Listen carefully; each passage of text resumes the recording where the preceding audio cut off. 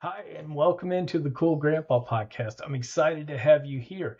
This is the first week of June in 2024. And so I'm excited that summer's here. We're past Memorial Day, the unofficial kickoff for summer. And it's a great time for a lot of us remote grandparents to go and spend time with our adult children and our grandkids, or maybe even host them at our house. So my wife Karen and myself are looking forward to hosting my 6-year-old grandson later on in July. So we've got lots of plans for him, and I've already talked to the neighbors, letting them know that we're going to have a little boy in the neighborhood and looking to set up some playtime to go ride bikes out in the street and hang out and do all of those kinds of things that little kids want to do to stay engaged, and especially trying to keep him a little bit away from screens as much as we can. Although sometimes when you have to do dishes or you have to do some things, screen time is helpful. And so I'm not going to certainly cut him off from all of those activities. He may be watching a little bit of Paw Patrol or something here and there while we're straightening up the house, or maybe even when I'm recording an episode of the Cool Grandpa podcast. So I hope you're excited for any trips you have coming up, whether they include the grandchildren or whether they just include you going off to a new place and experiencing new sights and new activities. So great opportunity in summer to do some fun traveling around. I do want to mention one of the things that I'm starting up is a grandparenting coaching program. Now, this is exciting because what we're going to do is not necessarily tell you everything you have to do. No, what we're going to do is for new grandparents, especially grandpas, we're going to talk over your expectations. We're going to talk over how to kind of start to manage those relationships with your adult children, maybe their spouses, and what we can do to help support them. We're also going to look to see if there's anything we can fine tune with your existing relationships. Maybe there's just a few little tweaks, a few little suggestions that maybe you haven't thought of that an outside perspective can bring to the table. And the goal for this, and it's not a big, long coaching program, but the goal of this is going to be that you have a more impactful, more purposeful relationship with your adult children as well as those grandkids. So think of it in terms of, if you're brand new to it, it's going to be some tips and tricks from old seasoned pros that I've talked to. And then if you're an existing grandparent, think of it as taking in your car to have it looked over. Are the fluids topped off? How's the air pressure? How's these different things going? And making some small tweaks, some small adjustments to just create a better relationship. So if you're excited about this opportunity, if you're interested in it, you have questions about it, feel free to reach out to me at greg@cool-grandpa.com. Or you can go to my website and click on any of the contact links, shoot me an email, and let's get talking about it and see what we can do to help really magnify your place in the family as a grandparent. I also want to remind you that I've got Grandparents Academy coming up with their Grandparents Week in September. Now, this is going to be a great opportunity to celebrate grandparents. Aaron and the team over at Grandparents Academy are doing a great job of interviewing a lot of different grandparents who are experts in one field or another. And so this is a great time to get in. It's free to sign up, and you can find that link over at my website in the links section down in the show notes. So I'll be sure to have that there. Remember, it's free. It's the first part of September. And we're going to have a blast with Grandparents Academy.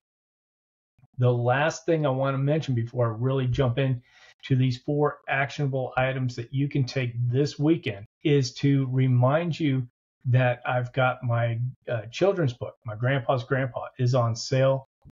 And this is a great opportunity to spark multi-generational conversations. So it's in short, it's about me putting my grandson to bed and my grandson starting to ask me questions about if I had a grandpa. And if I had a grandpa, what did my grandpa do? So it's a great way to just enjoy this award-winning book. And then it's also a great way to, start to ask and start to prompt some of those multi-generational questions. So you can check that out over on Amazon, as well as you can order that book on my website. That's cool-grandpa.us.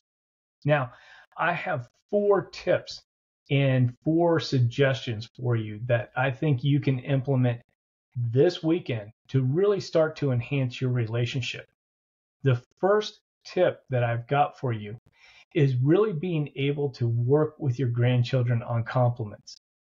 I know this is something that I struggle with, and I've been working really hard. And here I am, mid 50s, and I'm still working hard on being able to accept compliments. And I think it's important to help children understand compliments. One, that we should be giving the grandchildren compliments, and 2, helping them understand and helping them to be able to properly receive a compliment. Now, I know there's all sorts of different cultural backgrounds and all sorts of different ways compliments are given and received.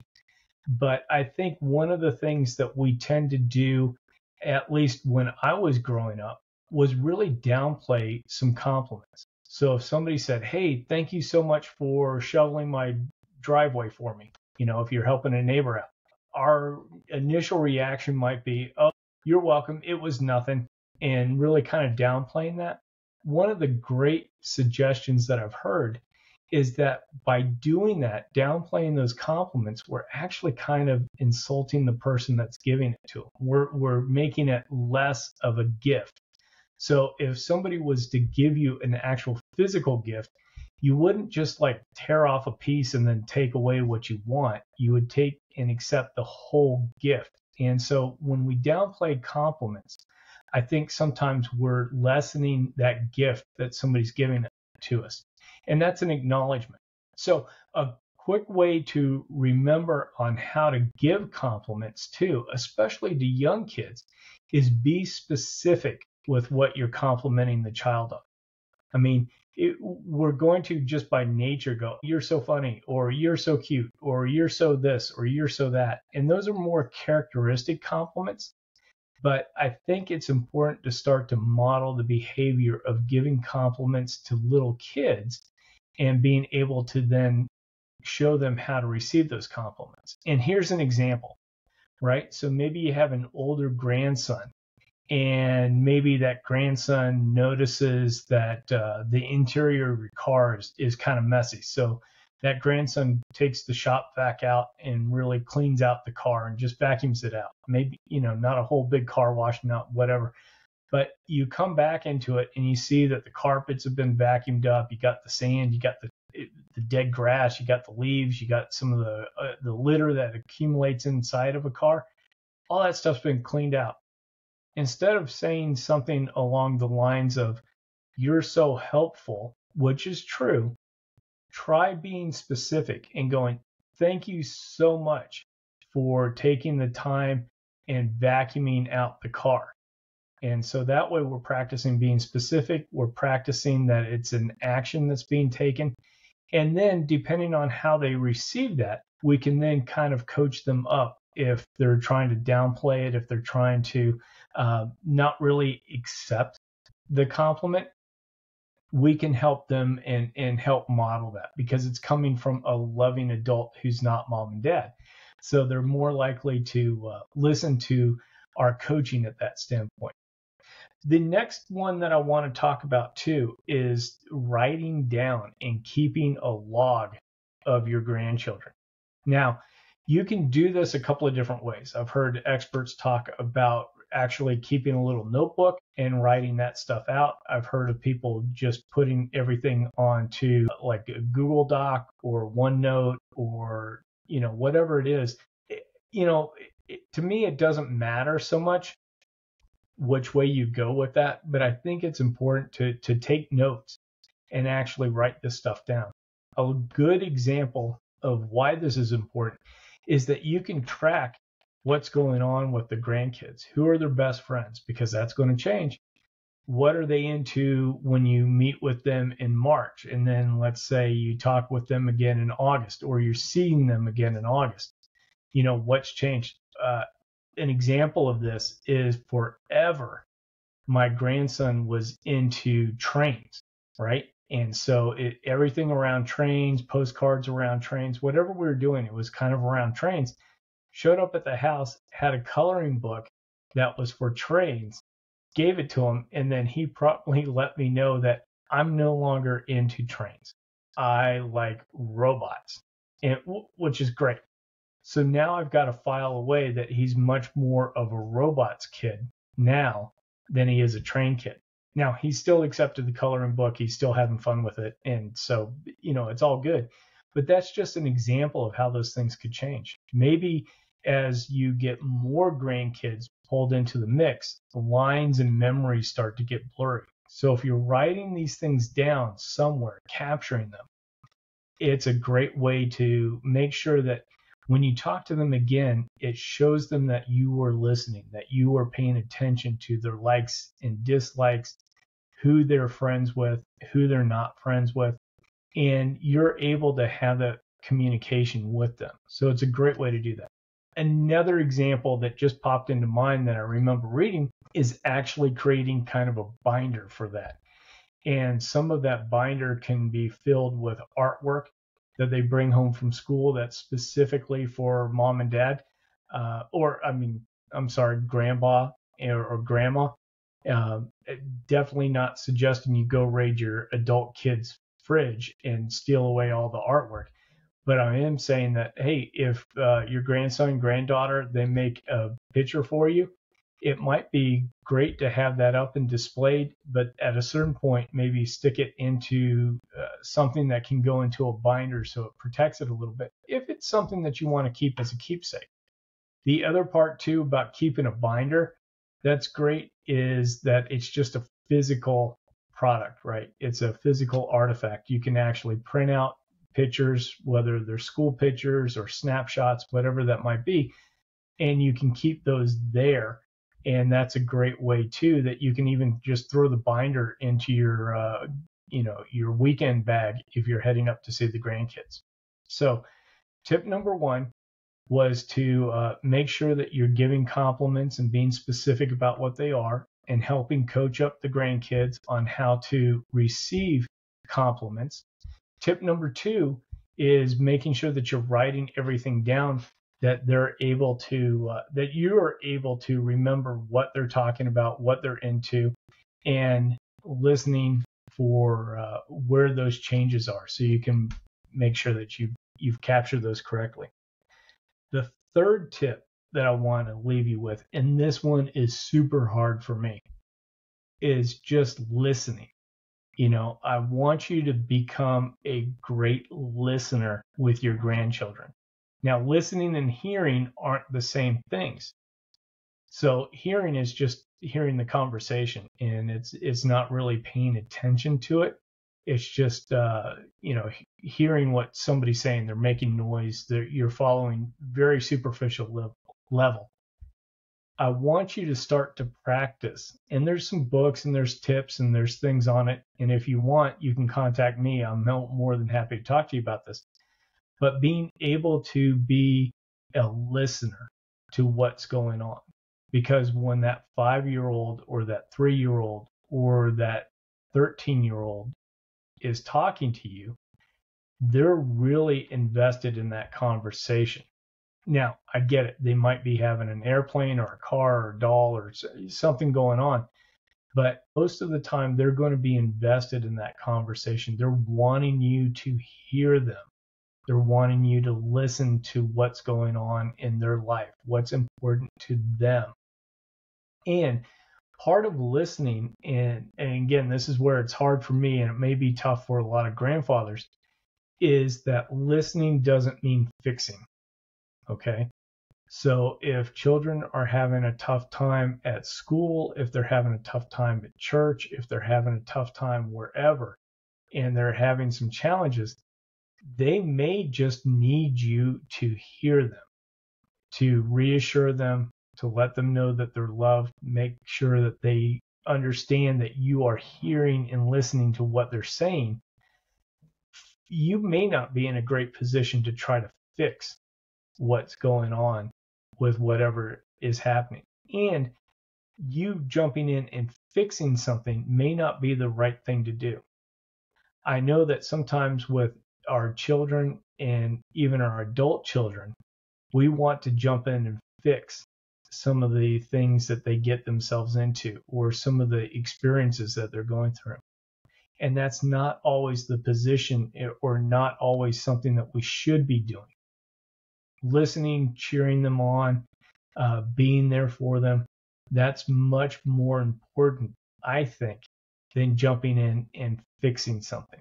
Because oftentimes, and I hate to say this, but it seems like most of the time when we're going through our own struggles, when we've dug ourselves into holes that we have to get ourselves out of, that's the part that we have to use to actually grow and develop and create wisdom for ourselves. So don't rob the grandchildren of that experience of solving an issue themselves, but help be part of that solution by being listening and by being supportive of them.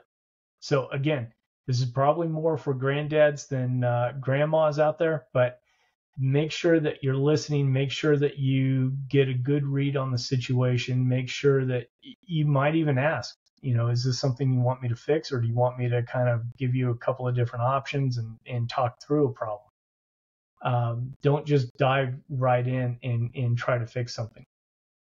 So the last thing I want to talk about is making sure that you're modeling expressing love. And this is, again, sometimes a tough one for us, especially when we've had grandparents, we've had parents and people where it's like, it's a given that I love you. Like, it's almost like I will tell you when I don't love you. Otherwise, assume that I love you. And that I think is changing overall, but it's still the culture within some families. It's still the culture within some areas of the, let's say, country and world and whatnot, that you don't really express these things. One of the reasons I say it's important to start to model expressing love is so that they become comfortable with what it is, as well as being able to see what does positive love mean and then what's the negative side of that. And I won't go into so much the negative side, but you can kind of figure that out yourself. Some of the positive things that I've talked to other people about on the podcast is they remember being young and seeing grandpa always open the car door for grandma. They remember seeing grandpa always touch grandma appropriately and affectionately. They've always seen, or they remember having watched that interaction. So just as kids are watching their parents and how their parents interact, grandkids, when you're around them, are also going to watch how you express and show love and support to the people in your family, people in your friends network. And so I think it's important to have those conversations as well as being able to model it. And I think modeling is more important when kids are younger. When kids get older, you can start to have some of those conversations around, what's appropriate, how do you display affection with people. And, it may be even a little uncomfortable. Maybe you don't want to really go there, and that's up to you. But I think it's important to be able to at least model it, be able to let them see how you interact with your adult son, your adult daughter, their spouses, their boyfriends or girlfriends, depending on whatever situations are, as well as even your friends. What a great conversation would it be to jump back in the car with your grandchild after seeing one of your close buddies and having that conversation about, man, I just really love so-and-so. And, I love so-and-so because they're always listening and they're always looking out for me. They're with me no matter what. You have that connection. What a great conversation to have with a grandchild. And then when they get older, you can start to talk about, how do you judge when somebody's being truly affectionate versus manipulative.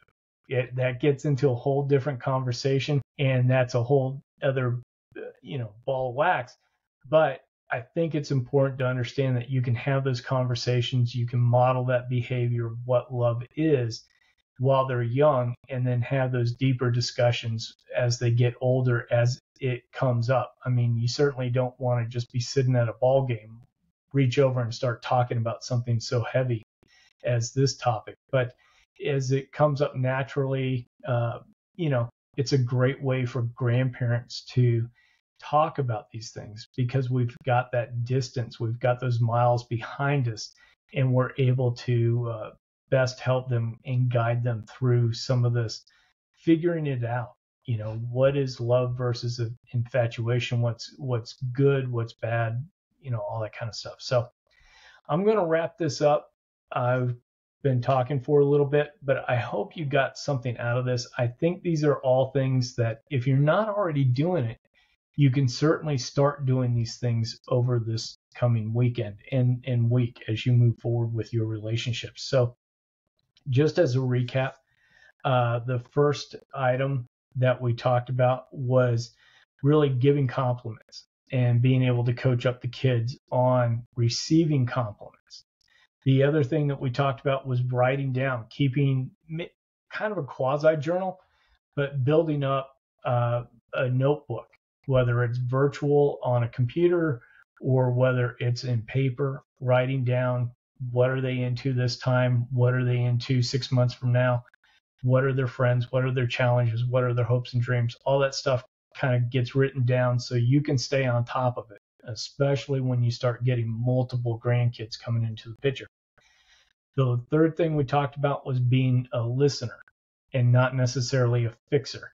And then the last thing we just talked about was modeling what love is and what goes on in a loving relationship, and how you display affection and love for other people, as well as being able to talk about love with your friends and love with different people, even outside the community or outside of the family. So I hope you found this helpful. We're looking forward to a lot of cool stuff coming up in June. In June, in a few weeks, we're going to have our first Grandfather's Cracker Barrel. This is going to be a great opportunity we're going to get 5 of us together, and we're going to talk about some different topics that are important to grandfathers, and then we'll push that out probably the end of the month. And this may be something that we're going to start doing going forward, getting a lot of people together and having just kind of a good old-fashioned, it'll be virtual Cracker Barrels, sitting around a campfire, talking about different things with grandfathers. We'll probably do one with moms and grandmas, probably do some different things with this. So I hope this is going to be something exciting, and I really appreciate your time and listening to me. Please, please, please remember to be active and engaged in your relationships, no matter if it's a little bit of a struggle to do so, but also remember you can only do so much. So I know you've listened to me for a little while, and I really appreciate it. So until next time, remember to stay cool.